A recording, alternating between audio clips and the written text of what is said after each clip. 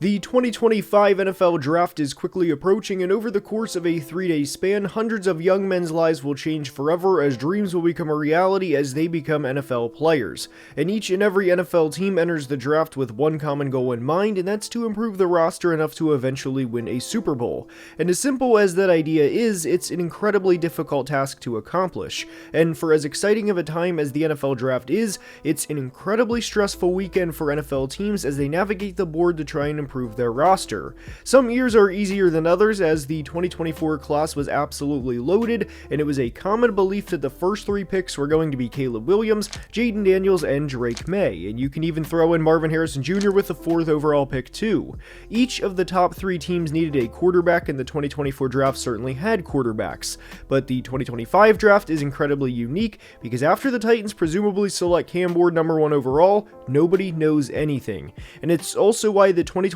draft is unlike any of the past several drafts. I know you may be thinking, well, what about the 2022 draft when there was just one quarterback selected in the first two rounds? I think the 2025 draft is a lot different than that draft too, because despite the lack of quarterbacks in that class, there was a lot of high-end talent within the 2022 draft where there's not a lot of blue-chip talent in the 2025 class. And this is what GMs have called a meat and potatoes draft. And in today's video, we're going to break down what makes this class so unique and what could transpire throughout the course of the 2025 draft. Now let's begin. And we are starting today's video by discussing the team that has the number 2 pick in the Cleveland Browns. I am a firm believer that the draft starts at number 2 overall, and obviously that's not a hot take at this point in time, but over the past month and change, Adam Schefter has said that the Browns are taking Shedeur Sanders at number 2 overall, then they were taking Abdul Carter, and most recently, as April 7th, Travis Hunter is, quote, the more likely pick for the Browns at number 2 overall, end quote. And you can make a legitimate case for all three players to go to Cleveland. I personally don't think Shedeur Sanders would elevate the Browns offense to another level, to the point where he would be able to go into Cincinnati or Baltimore with the season on the line and lead the Browns to a win. And to at least be fair to Shedeur, that's a very tall task for any NFL quarterback, but I really love the idea of the Browns taking Abdul Carter and pairing him opposite of Myles Garrett for the next few years. Cleveland has a lot of holes in the roster, and having another Pro Bowl caliber pass rusher fall into your lap and have the opportunity to get after quarterbacks in your division is a start to rebuilding this football team of what will be a multiple year rebuild. But this is why the 2025 draft is so unique. They could easily draft Travis Hunter as well and play him both ways. There was also a report that came out recently that Travis Hunter said he's, quote, never playing football again, end quote, if he can't play both receiver and corner in the NFL. Now, I think that's a little dramatic, but the point is, nobody would be surprised if he's the number 2 pick in the draft. And I do think we are at a point where the top 3 players in this class are solidified, it's just a matter of which order they go in. Meaning, I don't think there's a reality where the Patriots have a shot at either Abdul Carter or Travis Hunter, and because I think the top 3 will be Cam Ward, Abdul Carter, and Travis Hunter, this really opens up where the Patriots could go at number 4. I think there's 5 players that are realistic for the Patriots at this point in time, and they are in no order: Armand Membu, Will Campbell depending how they view him, Teteroa McMillan, Ashton Jeanty, and this may be a surprising one, but Mason Graham. I know Mason Graham may be a surprise, but there's a non-zero chance that Christian Barmore is not the same player he was prior to being diagnosed with blood clots in July of 2024. I, of course, wish Christian the best and hope everything works out as a human being first and foremost, but he was activated on November 16th of last year and played in 4 games, then on December 19th was placed on the reserve/non-football injury list due to recurring symptoms. With Drake May as the team's quarterback and with Mike Vrabel as the team's head coach, I don't think the Patriots will be selecting in the top 4 again for quite a while, and they won't have the chance to draft a player of Mason Graham's caliber for maybe the next several years. And I think there's merit to Mason Graham being selected at number 4 because we know how much Mike Vrabel loves and emphasizes the trenches, and that can also be applied to either Will Campbell or Armand Membu on the offensive side of the football too. Drake May did not stand a chance at times as a rookie, and I've expressed my concerns with the Patriots offensive line several times this offseason, and I hope they go offensive line to give Drake May a fighting chance. But like we pointed out with the potential Mason Graham selection, Ashton Jeanty makes a lot of sense too because of how talented of a football player he is. And I can honestly say that as we sit here with a week to go to the 2025 draft, that really outside of the first overall pick, nobody knows anything. Now, there is a lot of belief that Mason Graham would be the selection for Jacksonville if he's available at pick 5, and it makes a lot of sense. Jacksonville has a need along the interior defensive line. Mason is a really good interior prospect, and when you pair the two, you have a marriage of Mason Graham going to Northern Florida. And then you also factor in that the new Jags general manager, James Gladstone, is coming over from the Los Angeles Rams, and over the past couple of years, James Gladstone has seen several defensive line players go to the Rams, and there's a reason they've had the success they've had over the past couple of years, whether it was Kobe Turner, whether it was Byron Young, or of course last year, Jared Verse and Braden Fisk. All of this to say that Mason Graham going to the Jags makes a lot of sense, and there's a reason that if you open a mock draft, Mason Graham a lot of the time is the selection. But there is also a reality where they say, hey, we have a new head coach in Liam Cohen, we have Trevor Lawrence entering a very pivotal year, because there's some people that legitimately think Trevor is a, not necessarily draft bust, but certainly a draft disappointment relative to the player that he was hyped up to be coming out of Clemson. So why not give him Tetero and McMillan and have the big 6'3" plus receivers in T-Mac and Brian Thomas Jr., or they also could use a tight end and give them Tyler Warren or Colston Loveland. Although if the Jags do select a tight end in mock drafts, it is more often Tyler Warren than Colston Loveland. In the ultimate gun to your head scenario, I do think Mason Graham would be the selection as of today, and like we said, it makes a lot of sense for both sides. He can both get after the quarterback and help the run defense, and in the pass rush game, you would have a trio of Mason Graham, Josh Hines-Allen, and Trayvon Walker, and if you want to get out of your division and go to the divisional round of the playoffs and go to the conference championship and eventually a Super Bowl, it would certainly help to get after CJ Stroud with those guys, and even Eric Armstead for the remainder of his time in Jacksonville, while also having to get after Cam Ward and Anthony Richardson for the time being. And I know AR has some questions right now, and so do the Colts for that matter, but Indy is really never a bad team. Yes, they had the bad season in 2022, but typically they're anywhere from 7 to 9 wins, and they are not a bad football team. They're usually not a 2-15 or 3-14 team that is a cellar dweller picking in the top 5 of the draft. And if you want to get out of the AFC South, then you're going to have a combination of Lamar Jackson, Josh Allen, Patrick Mahomes, and Joe Burrow waiting for you. So needless to say, in the AFC, if a team selects a pass rusher or a corner, as long as the value's there and we're not taking a third round pass rusher in the top 10, I am all for it every single time. Now, for the Raiders at pick 6, as of now, I do think Ashton Jeanty would be the selection, and we know Pete Carroll loves to run the football. Now, every time you say Pete Carroll loves to run the football, there's always people that comment about Super Bowl 49, and Seahawks fans, I do not intend to bring that up, but my point is, Pete's philosophy is about pounding the rock, running the football, and playing good defense. And Ashton Jeanty would certainly be an upgrade relative to what the 2024 Raiders fielded at the running back position. This is definitely not a normal thing to say in the pre-draft process, and it could absolutely come back and bite me in the rear end, but weirdly enough, I am more confident at this specific moment in time that 5 and 6 will be Mason Graham and Ashton Jeanty, rather than 2 and 3 being in order of Travis Hunter and Abdul Carter. I feel more confident that Mason Graham is a Jag and Ashton Jeanty is a Raider right now than I do confidently saying Travis Hunter or Abdul Carter will be a Cleveland Brown. But the Jets are up at pick 7, and they are in an interesting situation because there's a couple of ways they could go. They have a good offensive line, and I know people love to get their jokes in about the Jets, and sometimes the jokes write themselves, and the 2024 season was not an ideal year even for the Jets and the standards they have for themselves, but the Jets have a really good offensive line from left to right, and if Armand Membu is available at pick 7, and if New England goes with Will Campbell or Tetero and McMillan, then the Jets could take who I think is the best offensive tackle in the draft in Membu. I know there is a lot of uncertainty between picks 2 through 4 in the 2025 draft, but I do think the Jets' choice at pick 7 is going to be a coin flip, and ultimately I think their choice will be between 4 players, 2 of which I think will be gone by this point.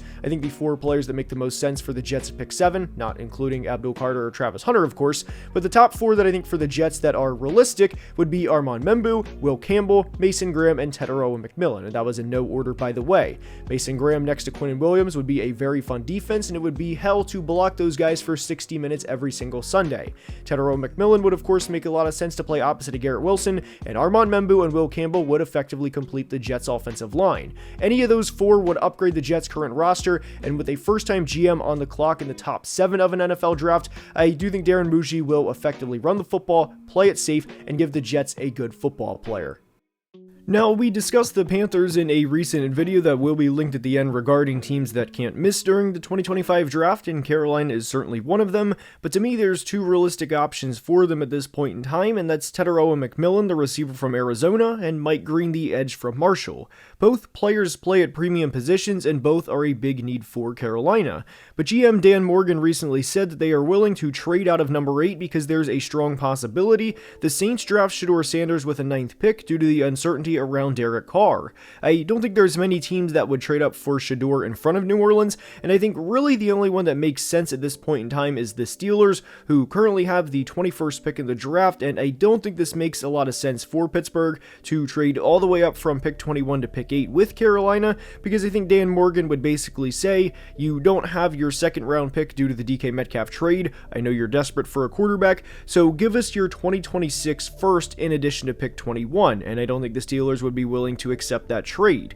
But one trade that I think does make sense for Carolina to entertain is the idea of a team trading up for Tyler Warren if he is still there at pick 8. I know there's a lot of rumors swirling around the Saints and Shedeur Sanders, but I'm not sold on the Saints tight end room of Juwan Johnson, even despite signing a contract extension this offseason, a 35-year-old Taysom Hill, and Foster Moreau, who's been a tight end 2 for his entire career. And we mentioned earlier that in a lot of ways, the draft, or the uncertainty of the draft, starts at number 4 overall with the Patriots, but I think there's a second window with that starting with what goes on with the Panthers at number 8. I personally would draft T-Mac and give my quarterback a solidified number 1 receiver of the future if he's there, but they only have 3 selections in the top 100 and 1 in the top 50, so there is a real chance Carolina entertains a trade back. I think New Orleans will ultimately stick and pick, whether that's Shedeur Sanders or a defensive lineman, or even another receiver for that matter. The reality is this team needs better football players, and because there's a lot of rumors about Sanders,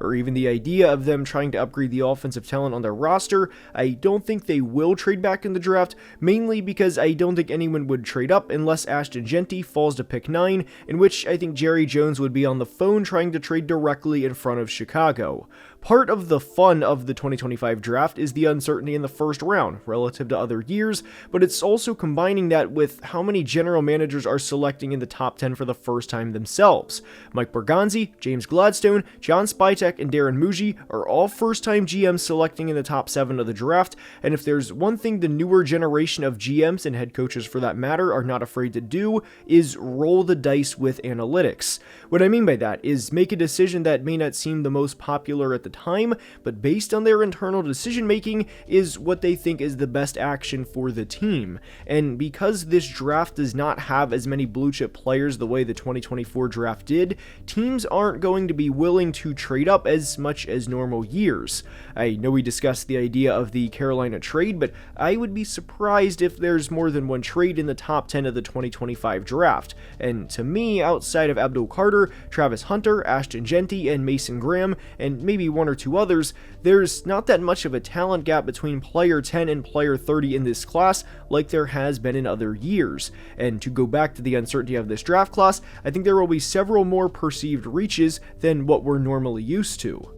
One part of the draft that happens every year is fans getting frustrated about taking a player that may not be the value of where they selected them, meaning if they think they drafted the 20th best player at the 12th overall pick, well, the reality is there may not have been a team willing to trade up, and obviously if they are the 20th best player in the class and they were selecting again somewhere in the early to mid 40s, that player would not have been there, and I think that's a very real scenario that could happen in the 2025 draft, and there's not many players that I think teams will trade up for. One team that I do think could get crazy within the first round is the Denver Broncos. Sean Payton is a really good offensive mind, one of the best ever. He's a Super Bowl champion head coach, and his offenses are routinely amongst the best, and there's a reason Bo Nix had 34 total touchdowns as a rookie and looks to be on the up as an NFL quarterback. I could absolutely see him going to trade up to go get Omarion Hampton within the top 10, maybe even a trade with his former team, the New Orleans Saints, at pick 9. There's also a lot of uncertainty around other players in the draft, and there are some positions that are more loaded than others. That happens every single year, and that's no different than with the 2025 class.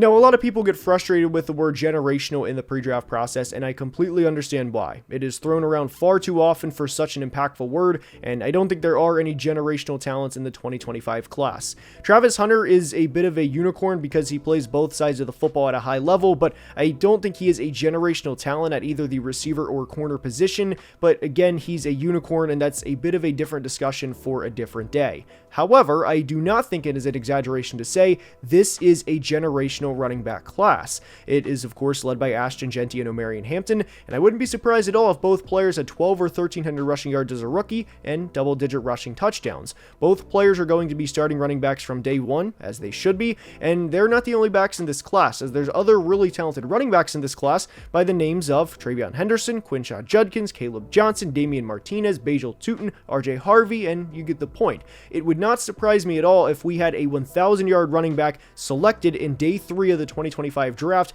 meaning round 4 or beyond in their rookie season. I know Bucky Irving had a tremendous year for Tampa Bay last year, and I wouldn't be surprised at all if we had a Bucky Irving again in 2025. However, the running back position is not the only loaded position group from the 2025 class, and I don't want to get comfortable throwing around the word generational, but this interior defensive line class is really good. Notice I didn't use the word generational, but it is really good. Whether it's Mason Graham, Walter Nolan, Kenneth Grant, Talik Williams from Ohio State, Omar Norman-Lott from Tennessee, Darius Alexander from Toledo of all places, you get the point. It is absolutely loaded, and for any team that needs a running back or an interior defensive lineman, specifically a nose tackle, as there's several good nose tackles within this class, like Alfred Collins from Texas, or Jordan Phillips from Maryland, or Jamari Caldwell from Oregon, there's a lot of players to be able to choose from really at any point within the 2025 draft. I think the best way to describe this class was what a GM said, is that it's a meat and potatoes class, and that we could see teams regularly from this draft get 2 or 3 or 4 starters and not bat an eye.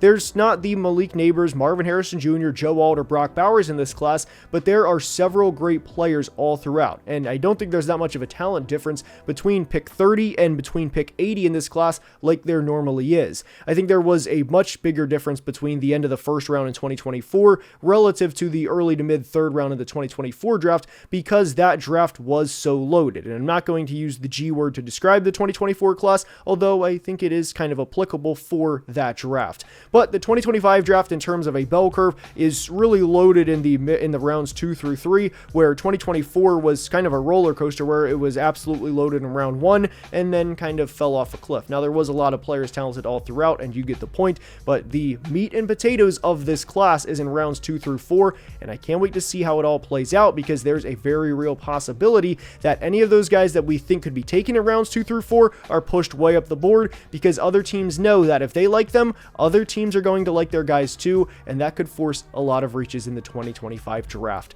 I hope you enjoyed, and if you did, please like and subscribe, as only about 46% of people watching are subscribed, and helps the channel tremendously. Until next time, please be safe and have a great day. Love you guys.